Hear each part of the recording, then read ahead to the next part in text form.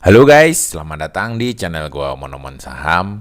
Di video kali ini kita akan bahas saham LPPF guys ya. Saham ini dalam 1 bulan terakhir itu naik lumayan signifikan guys ya. Plus 250 guys ya. Kita akan bahas simulasi dividen reinvest pada saham LPPF ini guys ya. Tapi sebelum kita bahas simulasi dividen reinvest, kita coba lihat kondisi keuangan dari LPPF ini guys ya.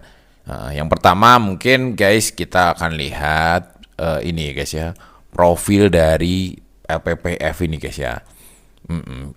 LPPF itu ini guys ya, Matahari Department Store guys ya. Itu usahanya itu retail beberapa jenis produk guys ya, kayak pakaian, aksesoris tas ya, peralatan rumah tangga, dan layanan, ada juga layanan konsultasi manajemen ya guys ya ternyata, tapi kayaknya ini nggak terlalu populer ya guys ya. Lebih banyak kita mengenal Matahari Department Store itu sebagai produk retail, produk pakaian dan ini guys ya, dan aksesoris lain gitu kayak tas, sepatu gitu guys ya. Ini sekarang sudah mempunyai 147 gerai guys ya. Nah, dan sebuah toko online nih guys ya. Sekarang juga dia juga sudah berusaha secara online guys ya. Bisnisnya juga udah melakukan penjualan secara online. Nah, gini guys ya, secara bisnis Matahari ini atau LPPF ini ternyata guys, kalau kita lihat laporannya guys ya, jadi dia ini banyak jualannya itu konsinyasi guys, atau cuman titip guys ya. Jadi perusahaan-perusahaan mitra atau tenan atau vendor-vendor dari LPPF ini itu banyak menjual barangnya itu secara konsinyasi. Konsinyasi itu artinya cuman titip guys ya. Jadi nanti setelah barang terjual baru sistemnya hutang gitu loh guys ya. Sistemnya hutang dan nanti baru dibayar sesudah barang kejual gitu guys ya. Artinya secara resiko sebenarnya bisnis dari LPPF ini lebih aman gitu guys ya, karena barang kejual dulu baru bayar gitu loh guys ya. Makanya di neraca keuangan dari LPPF ini liabilitas jangka pendeknya itu lumayan gede gitu loh guys ya. Itu karena dari bisnis konsinyasi ini gitu guys ya, dia itu banyak menjual barang dulu baru bayar ya. Untuk kontribusinya hampir sekitar 80% ya guys ya. Jadi mana penjualan retail dia itu cuma 3,7 triliun, penjualan konsinyasinya itu 8,8 triliun ya. Jadi 70% guys ya. 70% itu bisnisnya dia itu adalah bisnis konsinyasi. Seperti itu. Oke, selanjutnya kita akan coba lihat guys laporan progres dari si LPPF ini guys ya. Oke, kalau kita lihat guys, dia itu guys 2022 itu adalah puncak ya guys ya. 2021 sesudah dia minus ya guys ya di waktu pandemik guys. 2021 itu sudah mulai bisa mencetak laba, di mana IPS-nya itu 404 ya guys ya. 404 per lembar saham. Terus dia itu di 2022 juga mencapai angka yang cukup bagus ya guys ya, di 612 per lembar. Lalu dia itu 2023 mulai turun ya guys ya, 298 guys. 298 ini jika tahun ini guys ya, tahun 2024 ini di Q1 dan Q2 itu dia di Q1-nya naik versus tahun lalu guys ya, tahun 2023, tetapi di Q2-nya turun ya guys ya. Turun lumayan signifikan ya guys ya. Tapi ketika jika Q3 dan Q4 nanti sama dengan tahun lalu, maka proyeksinya itu di 273 guys ya. Tetapi kalau Q3 dan Q4 ini itu sama dengan Q1 dan Q2, maka proyeksinya EPS tahun ini tuh di 554 ya guys ya. Perkiraan dividen guys ya, perkiraan dividen dari LPPF ini untuk tahun depan itu kayak gini guys ya. Ya 2020 dia nggak bagi dividen guys ya, 0 karena memang minus guys ya. 2021 itu udah mulai bagi dividen dengan payout ratio di atas 100% guys ya. Dia bagi 350. Ini LPPF ini perusahaan yang lumayan berbakti guys ya buat para pemegang saham ya guys ya. Dimana dia itu bagi dividennya lumayan gede-gede guys. Oke, 2022 itu dia baginya jumbo banget ya, 525 atau 89% dari earning per share ya guys ya. 2023 baru dia itu 200 ya, dari EPS 299, jadi turun ke 66%. Average-nya itu di 85% ya guys ya, 3 tahun terakhir itu. Nah, 2024 ini kalau EPS-nya sesuai dengan ini guys ya, sesuai dengan proyeksi 12 month ya, atau 1 tahun terakhir ya, 12 bulan terakhir itu proyeksinya di 273, dia itu akan bagi dividen di 234 ya guys ya, atau untuk harga sekarang itu dia jadi 14% guys. Tapi kalau misalnya dia itu bagi dividen EPS-nya guys ya, EPS-nya itu di 554,24 ya, 554,24 bisa dividennya dia ekstrim guys, di 30% guys ya, 28%. Ini jumbo banget guys ya. Jadi ada dua kemungkinan. Yang jelas di statement tahunannya, di statement laporan keuangan tahunan, manajemen dari LPPF sudah berkomitmen bahwa minimal dividen yang akan dia keluarkan adalah 50% dari EPS ya guys ya. Minimal ya guys ya, itu minimal, dan maksimalnya bisa 100% gitu loh guys ya. Minimalnya 50% itu dia pasti akan bagikan. Kecuali ada pertimbangan tertentu di RUPS, dia akan membagikan lebih ya. Jadi sudah berkomitmen minimal 50% dan kemungkinannya akan lebih gitu loh guys ya. Si LPPF ini di statementnya udah menyatakan seperti itu. Jadi kemungkinan kalau melihat dari tren 3 tahun terakhir itu di 85%, dia bisa bagi 475 nih guys ya. Makanya ini orang-orang sudah mulai mengincar dividen ini guys ya, dari sekarang, padahal masih lama guys ya. Dia bagi dividen itu tahun depan nih guys ya, masih panjang ceritanya ya. Tapi di 1 bulan terakhir itu udah harganya sudah mulai naik gitu guys ya, seperti itu. Nah, LPPF ini guys, kalau kita ngelihat guys, dia memang lumayan royal ya bagi dividen guys ya. Tetapi guys, kalau kita lihat, coba kita lihat secara cash flow, ini perusahaan cukup bagus guys ya, menghasilkan cash flow yang sangat besar ya guys ya. Cash flow-nya itu per lembar itu sampai 868 di tahun 2022, dan di 2023 itu di 770 ya guys ya.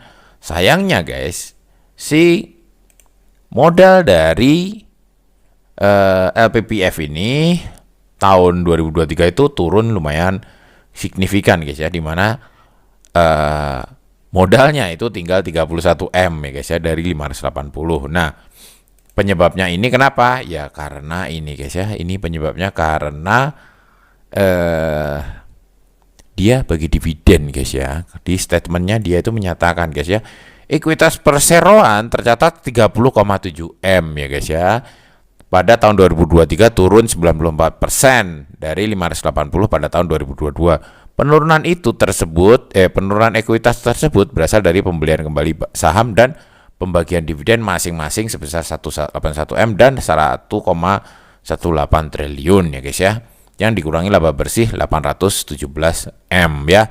Jadi modalnya agak berkurangnya karena dia bagi dividennya itu 1,186 triliun ya guys ya, meskipun dikurangin laba bersihnya itu 817 M ya guys ya, tetap aja dia masih ini guys ya, masih kurang gitu loh guys ya, karena dia juga beli kembali sahamnya gitu guys ya, dia melakukan buyback saham gitu loh guys ya. Ya, dia buyback saham dulu, habis itu bagi dividen jumbo guys ya. Ya, jadi ini polanya harus kita ingat-ingat nih guys ya, kalau dia buyback saham lagi berarti dia mau bagi dividennya jumbo gitu loh guys ya, gitu. Tapi disclaimer juga ya, belum tentu belum tentu dia seperti itu, melakukan hal seperti itu. Tetapi kalau melihat polanya, tahun lalu itu dia buyback dulu, baru dia dividen jumbo gitu loh guys ya, kayak gitu. Nah sekarang kita coba cek harganya sekarang guys ya. Harga sekarang itu guys, secara harga, secara PE standard deviation itu ya standar guys ya, dia itu flat ya guys ya. Dia tidak mahal tetapi juga tidak murah guys ya, karena murahnya di garis hijau dan sangat murahnya di garis merah ya. Kayak ini rata-rata 3 tahun terakhir secara PE. Secara BBV guys, secara PBV pun sama ya guys ya, dia itu pernah sangat mahal ya, lalu turun lagi ya. Tapi secara PBV ini, angka PBV-nya masih lumayan mahal ya, di 33, karena memang itu tadi guys ya, ekuitasnya itu terus menyusut buat bagi dividen sama buat buyback saham gitu loh guys ya.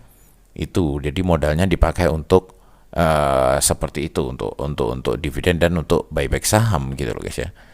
Nah oke, jadi selanjutnya kita coba lihat simulasi dividen reinvest di saham LPPF ini guys.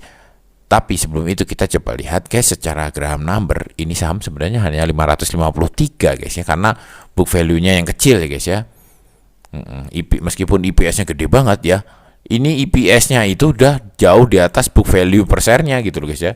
Kalau proyeksinya di 273 tadi ya, seperti proyeksi di 12 bulan terakhir itu 273, maka harga wajar sahamnya tuh cuma 553. Harga saat ini tuh 1645. Itu harga saat ini itu maksud gua di tanggal 6 bulan September ya, 6 September 2024 ya guys ya. Kemarin ada yang komplain guys ya, gua bilang gua cuma nyebut-nyebutin harga aja, nggak nyebutin tanggal gitu loh guys ya. Jadi banyak yang salah paham ya guys ya gitu. Sorry, 1650 guys, ternyata guys 1650 guys ya, dari geser guys ya, 1650 harganya itu ternyata 1650, harga tanggal 6 September ya 2024. Harga 6 September 2024 itu 1650, harga wajar 553, artinya margin of safety-nya itu minus guys ya. Jadi secara harga wajar ini itu udah di atas harga wajarnya gitu guys ya. Tapi kalau ngelihat potensi dividennya, memang ini potensi yield-nya itu gede gitu loh guys ya. Gitu. Ya karena dia sempat bagi 250, 525 dan 200 gitu loh guys ya. Secara average dividen dari LPPF ini di 341 gitu loh guys ya. Dari 2015 ya, kurang lebih 9 tahun atau 10 tahun terakhir aja. Itu 10 tahun terakhir average dividennya itu di 322 ya guys ya. Jadi kalau misalnya dengan harga saat ini guys ya, average-nya 322, itu kita cepat balik modal nih guys. Cepat balik modal guys kalau kita invest di sini guys. 5 tahun aja udah balik modal guys ya. Kalau lihat average dividen selama 10 tahun terakhir ya, harga saat ini kita bagi dengan average dividen 5 tahun terakhir, 5 tahun aja kita sudah bisa balik modal. Apalagi kalau dia bagi dividen sesuai proyeksi tadi di 472 ya, ini lebih cepat lagi balik modalnya guys ya. Tapi perlu lo ketahui guys ya, bahwa saham ini itu sebenarnya secara harga wajarnya itu di 553 gitu loh guys ya. Jadi harga saat ini itu sebenarnya masih kemahalan gitu guys ya. Tetapi kalau ngelihat dividennya ya, ini cukup menggiurkan juga guys ya. Ya mungkin karena dia bisnisnya tadi 70% adalah konsinyasi, jadi dia tidak butuh modal yang besar ya. Modal sedikit juga sudah bisa menghasilkan keuntungan yang besar. Karena apa? Karena itu tadi bisnisnya ini sebenarnya muter aja gitu guys ya, muter barang doang guys ya. Nggak terlalu butuh modal besar gitu, karena minjem dulu guys, minjem konsinyasi itu minjem dulu barang, jual dulu, baru setelah itu baru diganti. Nah sayangnya guys, jadi gini, sayang banget guys ya, ternyata LPPF ini kalau kita lihat simulasinya dari awal bagi dividen di 2011 sampai sekarang itu guys, ternyata imbal baliknya itu sangat-sangat mungil guys, alias 18% saja guys ya. Karena apa? Karena harga dari historis dari LPPF ini sering sekali nggak masuk akal guys. Contohnya di awal-awal ini loh guys ya, dia itu di tahun 2011 ini guys.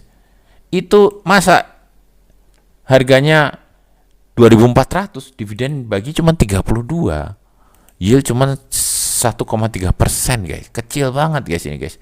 Belum lagi guys di sepanjang 2014 sampai 2017 harga rata-ratanya ini nggak masuk akal gitu loh guys ya. Ini seperti lo beli brand di harga pucuk atau beli di SSA di harga pucuk gitu loh guys ya. Terlalu lebay harganya, terlalu mahal. Nah ini gue juga ini guys ya, makanya gue ingetin ke kalian semua gitu guys ya, bahwa ini nih bahayanya beli saham kalau di harga yang kemahalan tuh kayak gini gitu guys ya. Apalagi kalau mau dividen reinvest, kita harus beli di harga yang semurah-murahnya gitu guys ya. Gue kagak tahu dulu gimana ceritanya bisa sampai harganya sampai puluhan ribu gini gitu loh guys ya. Tapi dividennya juga kecil, tapi harganya bisa naik tinggi. Tapi melihat di 2 tahun terakhir nih guys ya, 2023 dan 2024, karena harganya sudah mulai semakin turun, itu ternyata yield dividennya tuh gede gitu loh guys ya. Nah ini yang menurut gua itu peluang gitu loh guys ya, peluang. Karena kalau melihat rata-rata dividen 10 tahun terakhir dengan harga saat ini, itu 5 tahun aja lu udah balik modal gitu loh guys ya. Lu 5 tahun udah balik modal. Makanya ini sesudah 5 tahun lu balik modal, meskipun harganya ini nanti berantakan pun udah nggak ada masalah, karena modal udah balik gitu loh guys ya. Ya jadi kesimpulannya gimana guys ya? Kesimpulannya menurut gua harga untuk saat ini itu meskipun secara PBV-nya masih gede banget ya guys ya, karena modalnya semakin kecil, tapi secara PI juga nggak terlalu jelek gitu loh guys ya secara PI. Namun sebaiknya guys ya, kalau menurut gua harga saat ini masih terlalu mahal. Menurut gua sih bagusnya ini untuk swing aja guys ya, untuk dividen reinvest. Menurut gua sih boleh juga guys ya, boleh juga, tapi lu harus benar-benar bisa dapetin harga di bawah-bawah ini gitu guys ya, di 1420 atau 1400 ini gitu guys ya. Jadi safety-nya kita itu lebih safety lagi, meskipun margin of safety-nya tadi kalau kita lihat di harga wajar gerahamnya itu minus gitu loh guys ya. Jadi memang dividen reinvest itu guys, itu harus belinya di harga-harga yang bawah gitu loh guys ya. Nah guys ya, ini gua kasih contoh kalau kita swing di saham ini gitu guys ya. Kita swing di saham ini ya, di akhir tahun itu kita ambilin guys ya, kita pungut, lalu nanti di awal tahun juga masih agak murah harganya guys ya. Di akhir tahun itu dia nanti awal tahun mulai nanjak guys ya. Dia itu bagi dividennya itu di bulan 4 ya guys ya. Biasanya di bulan 4, 3 tahun terakhir itu di bulan 4 ya guys ya. Di bulan 4 April ya ini, dia ini lumayan guys ya. Kalau di swing juga kita misalnya beli di 1665 di Maret, sebulan aja kita sudah dapat lumayan. Nah, nanti kita nggak usah hold, tapi dijual aja gitu guys ya. Kalaupun kalian mau dividen reinvest di saham ini pun, saran gua kita harus collect di harga yang bawah-bawah ini gitu loh guys ya, kalau bisa gitu loh guys ya. Kita harus ambil di harga yang terendah di 1400-an ini gitu loh guys ya, di harga-harga support kalau memang mau dividen reinvest di saham ini. Tetapi memang kalau melihat progres di 3 tahun terakhir guys, average-nya itu dividennya di 325, menurut gua sih meskipun harga wajar grahamnya itu nggak masuk guys ya, menurut gua sih ini saham untuk dividen reinvest cukup menarik gitu guys ya. Atau kalau nggak dividen reinvest di LPPF-nya ini, kita bisa reinvestnya di saham-saham lain yang menghasilkan dividen juga gitu guys ya, dan secara resiko perusahaannya lebih aman gitu, dimana harga wajarnya mungkin kita masih di bawah harga wajar Graham number gitu, margin of safety-nya masih tinggi gitu guys ya. Kita bisa pilih-pilih perusahaan-perusahaan yang seperti itu gitu guys ya. Jadi kesimpulannya guys, LPPF ini cocok untuk swing ya guys ya, untuk swing trade menjelang pembagian dividen. Tetapi kalau mau dividen reinvest juga dengan historis 3 tahun terakhir ini memang cukup oke guys ya. Dulu dia sangat jelek untuk dividen reinvest karena memang harganya terlalu berlebihan ya, lebay. Ini harga udah 18.000 juga orang masih mau beli, dividennya padahal cuma 400. Nah oke guys ya, mungkin segitu dulu guys ya video kali ini. Sampai jumpa lagi di video-video selanjutnya. Wassalam.